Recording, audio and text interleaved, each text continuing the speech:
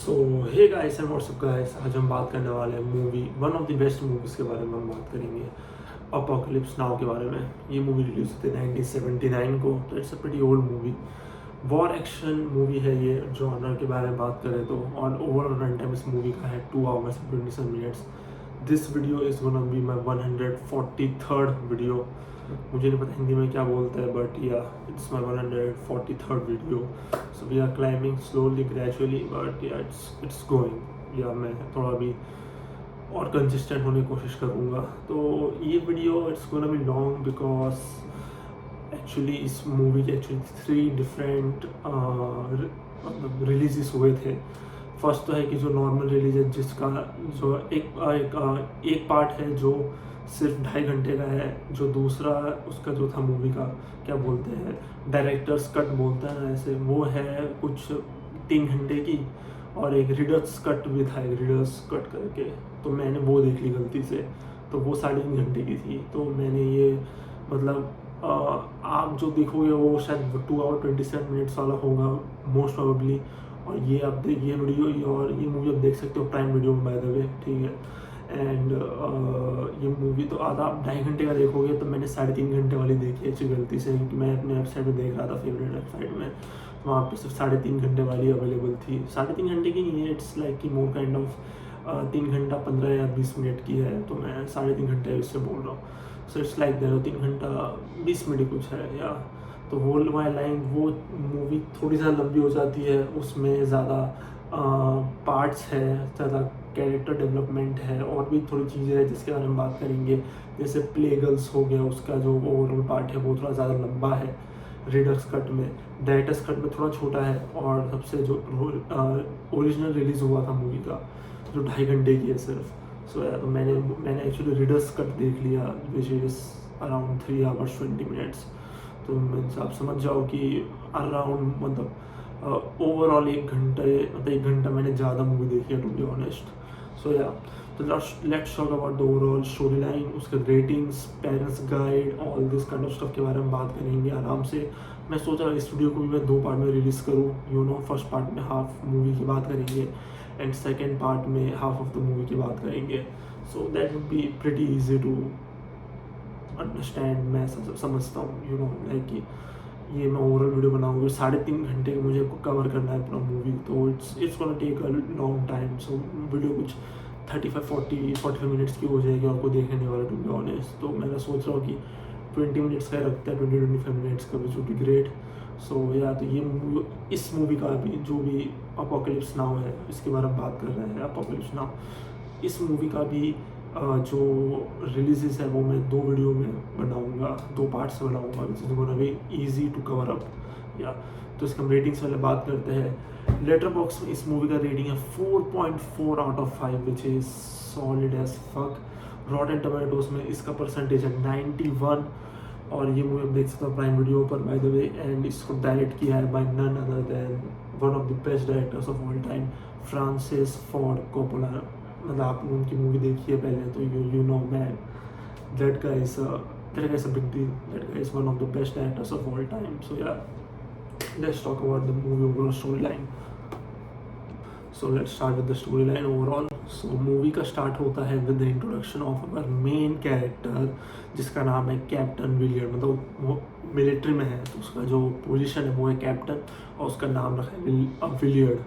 तो इस मूवी में हम लोग मोस्टली सब कैरेक्टर्स को उसको कैप्टन करके बुलाते हैं, पर इसका रियल ओवरऑल नाम है कैप्टन विलियर्ड करके हम इसको बुलाएंगे इस मूवी में।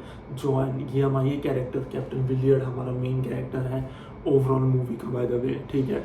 सो हमारा main character is in Saigon after suffering from severe PTSD of war. PTSD मतलब post traumatic stress disorder. PTSD war मतलब जो लोग वॉर में गए होते हैं नॉर्मली उनको ही होता है PTSD। इसका मतलब कि उनको फ्लैशबैक्स आते हैं, पुराने पहले के फ्लैशबैक्स आते हैं जब वो वॉर में थे, कि उनके साथ जो हुआ था। कि war is a very worst thing, सबको पता है, ठीक है। It's one of the worst things you can ever imagine yourself to be in, you know। so तो लाइक कि तो PTSD बहुत सारे वॉर वेटरन्स को होता है after coming to the home, after coming to the place.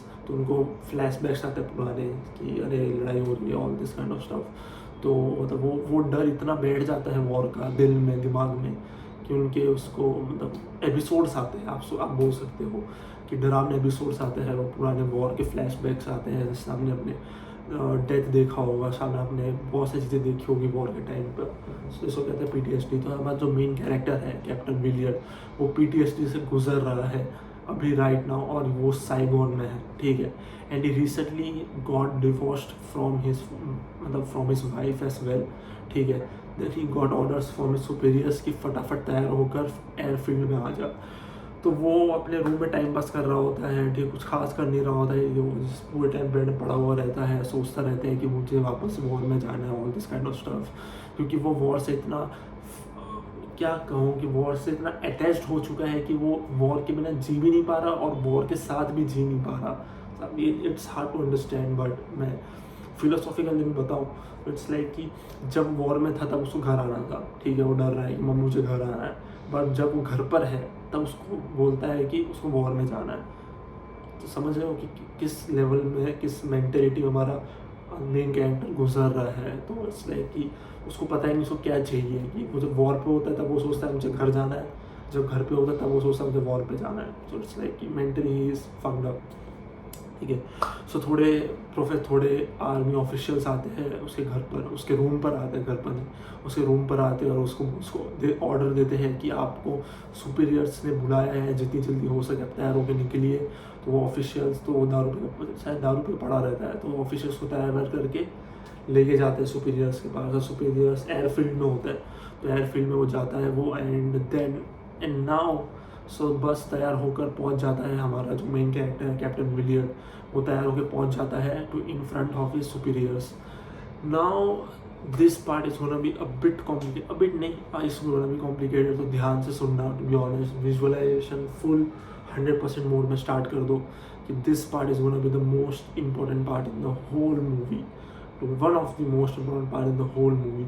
But इस video में ये पार्ट सबसे ज़्यादा मेजर रोल प्ले करने वाला है, क्योंकि ये पैराग्राफ इस मूवी का आप बोलोगे बेस बनाएगा, सराउंडिंग बनाएगा एक्चुअली। सो ध्यान से सुनना और ध्यान से विजुअलाइज करना। Yes, so then he got a new and dangerous and one of the worst missions, which is now it's getting complicated। so ध्यान से सुनना, ठीक है, मैंने वापस लिखा है, अपने स्क्रिप्ट में भी लिखा है मैंने, ठीक है। so he is gonna get a very new, dangerous and one of the worst missions, army missions आप कह सकते हो, ठीक है।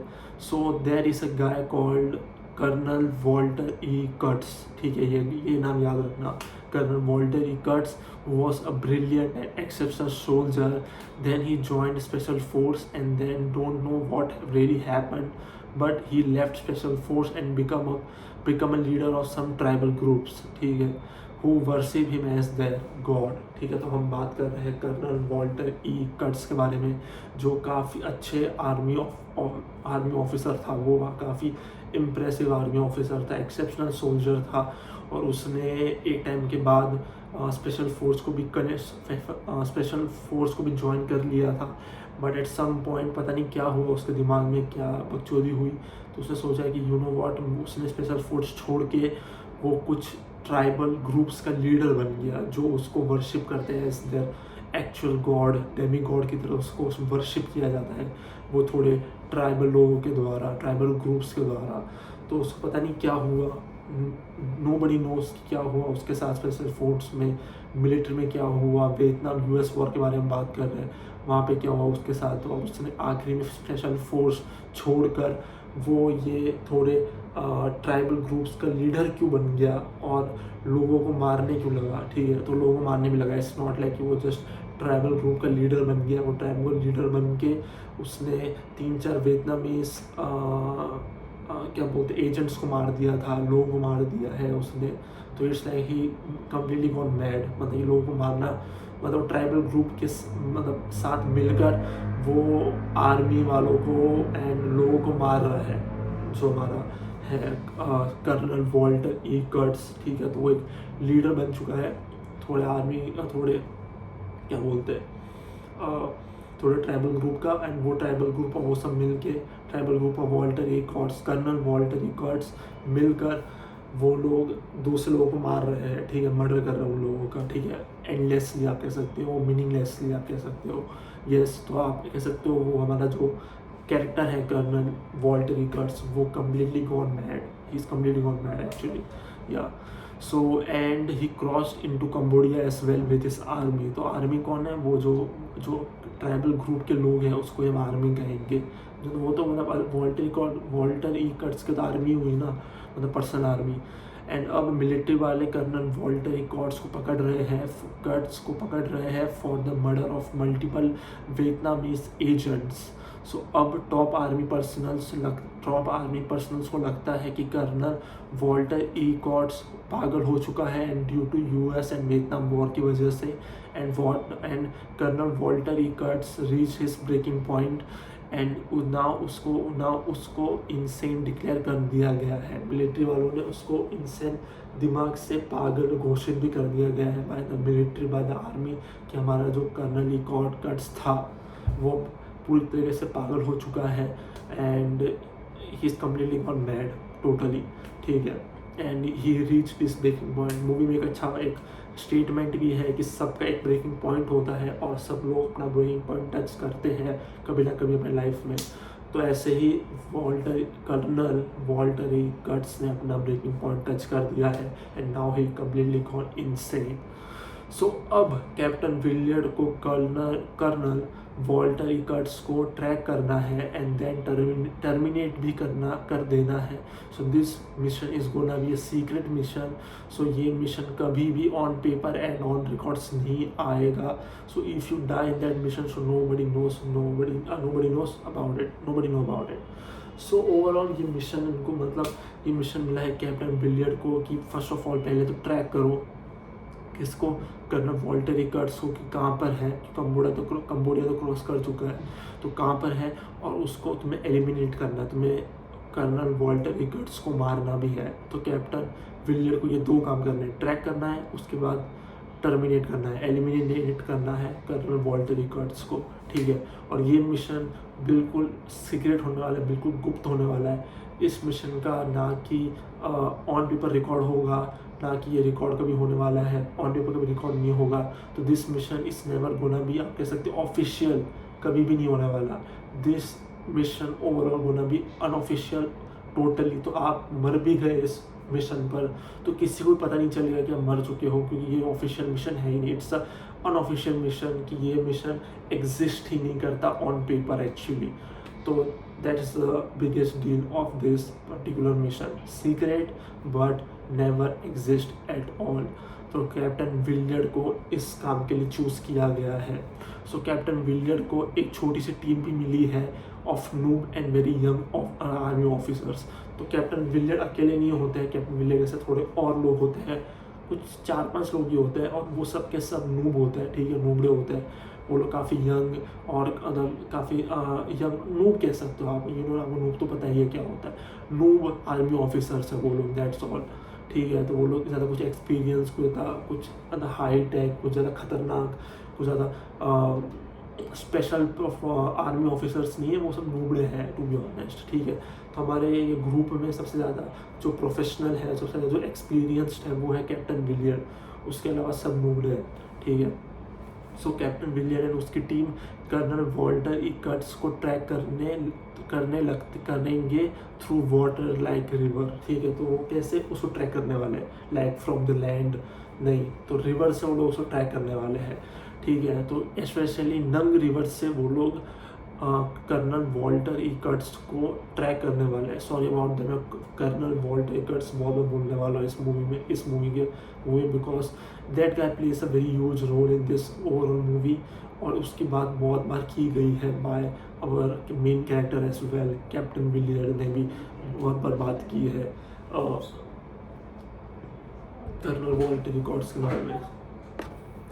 सो वो लोग कर्नल वॉल्टर रिकर्ड्स को वो लोग ट्रैक करेंगे थ्रू रिवर, ठीक है, थ्रू रिवर से वो लोग ट्रैक करने वाले, और पर्टिकुलर रिवर का नाम है नंग रिवर से वो लोग कैप्टन वॉल्टर रिकर्ड्स को ट्रैक करने वाले हैं, नंग रिवर से, NUNG, नंग रिवर से, या उसके बाद हम कैप्टन विलियर्ड की टीम का बेसिक इन्फॉर्मेशन मिलता है हमें कि कैप्टन विलियर्ड की टीम में कौन कौन है और क्या क्या करते हैं वो लोग। तो हमें एक बेसिक इन्फॉर्मेशन मिलता है कि लोग यंग है, इतना एज है इन लोगों का, ये लोग पहले ये करते थे, पहले अब मिलिट्री में है ये लोग, ऑल दिस सब basic kind of stuff, that's all. Then हमें कर्नल वॉल्टर रिकर्ट्स का एक डीप इनसाइट इन्फॉर्मेशन मिलता है कि कर्नल वॉल्टर रिकर्ट्स कैसा टाइप का आर्मी ऑफिसर था, तो वो कैसा मतलब एक्सेप्शनल था, बड़ा स्पेशल काइंड ऑफ बंदा था, मतलब कुछ अलग ही बंदा था, ऐसा कह सकते, कुछ अलग ही लेवल का बंदा था। तो उसके बारे में हमें कर्नल वॉल्टर रिकर्ट्स के बारे में डिटेल में पता चलती है बातें कि वो कैसे टाइप का बंदा था, लाइक कैसा टाइप का ऑफिसर था।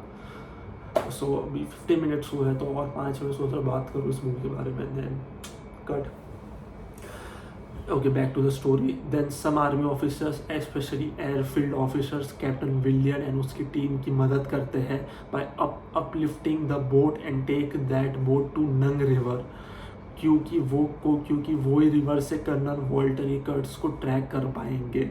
तो होता है एक्चुअली है कि उनको बोट मिला होता है और वो बोट को ट्रांसफ़र करना होता है, ट्रांसपोर्ट करना होता है टू द नंग रिवर। ठीक है, नंग रिवर कहीं और जगह है।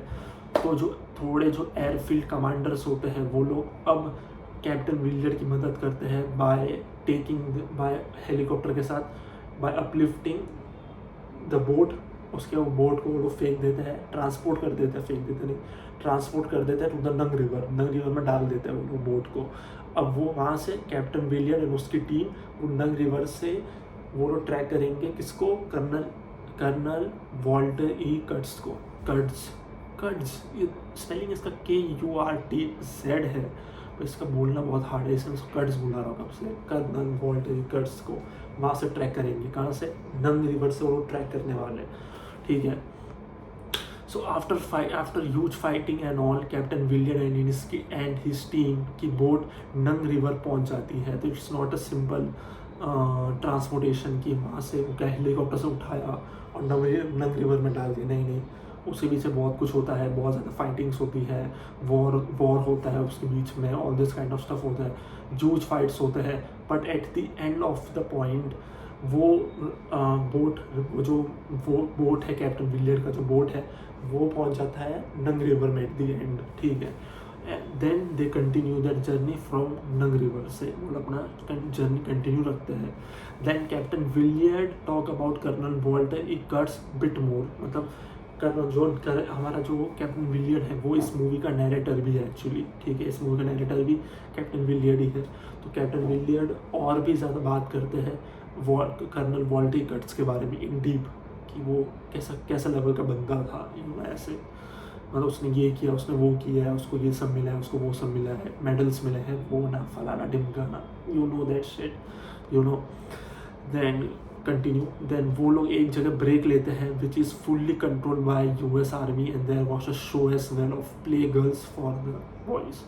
प्ले गर्ल्स है जिसको नहीं पता, तो ऐसे ही पहले होता था प्ले बॉयज़ करके एक मैगजीन आती थी, it's a industry to be honest. तो ऐसे ही प्ले गर्ल्स होता है, it's just a porn stars, that's all. ठीक है, तो प्ले गर्ल्स इट्स अ बस बंच ऑफ पॉर्न स्टार्स, उससे ज़्यादा कुछ नहीं है, दैट्स ऑल। तो वो जो कैप्टन विलियर्ड उसकी टीम एक जगह ब्रेक लेती है, और वो ब्रेक जहाँ पर होता है, वो जो एरिया होता है वो totally control by US army. तो US आर्मी कंट्रोल किया होता है, तो वो लोग जाते हैं, वो ब्रेक में वो लोग लेते हैं गैसोलीन, वो सब चीज़ें लेने के लिए वो जगह में ब्रेक लेते हैं वो लोग, मतलब गैसोलीन से भरवा दे बोट में, कि मोटराइज्ड बोट थी ना, तो ऐसे तो वो चक्के वाली बोट तो थी नहीं, कैसे चक्का मारते निकलेगी, ऑब्वियसली मोटराइज्ड बोट थी तो गैसोलीन तो चाहिए। तो ऑब्वियसली वो ब्रेक लेके वो ब्रेक लेते हैं और वो लोग गैसोलीन सब लेते हैं, वो ब्रेक वो क्या पॉइंट बोलते हैं, वो क्या बोलते हैं उसको,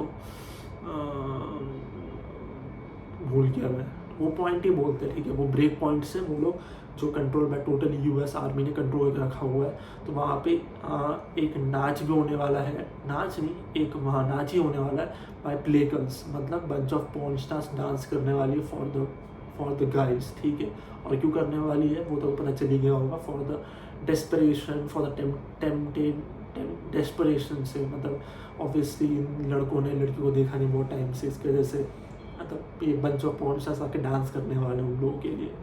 वो पार्ट काफ़ी चूतिया भरा होता है टू बी ऑनेस्ट, बट हमें पता, पर वो पार्ट भी ज़्यादा मेजर रोल प्ले करता है, क्योंकि हमें इससे पता चलता है कि हमारे जो आर्मी, जो हमारे नहीं मतलब जो आर्मी ऑफिसर्स है, जो आर्मी के लोग हैं, वो कितने ज़्यादा डेस्परेट है, कितने ज़्यादा सेक्सुअली फ्रस्ट्रेटेड है, हम वो देखते हैं व्हेन जब पॉर्न स्टार्स आते हैं उन लोगों के डांस करने के लिए, नचनियाँ आती है नाचने के लिए।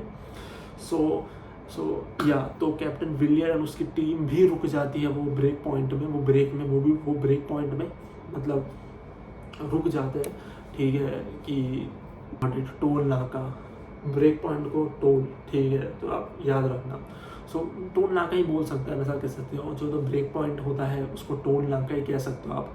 तो वो टोल नाके में वो लोग कैप्टन विलियम उसकी टीम चीज़ें लेती है, जैसे गैसोलीन, वो सब चीज़ें हो गई, जो ज़रूरत का सामान है वो सब लेते हैं, और देन कैप्टन विलियम उसकी टीम वो टोल नाका में रुक जाती है to watch that show of those play girls. कौन है प्ले गर्ल्स? वो सब पॉर्न स्टार्स का जो डांस है वो देखने के लिए कैप्टन विलियम उसकी टीम भी रुक जाती है। तो आखिरी में लड़के लोग ही पता है कितने बकचोद होंगे, तो यस, तो वो लोग रुक जाते हैं। So that's all for video guys for this point. अब ये मेरा है पार्ट 1, अब आएगा part 2 of this video, part 2 of this movie actually. क्या अभी तो half of the movie cover करना बाकी है। So yes, so I'm gonna stop this video right now and gonna make a second video about it. So thanks for watching guys. If you're still watching it, thanks and take care. Bye guys. Have a good day.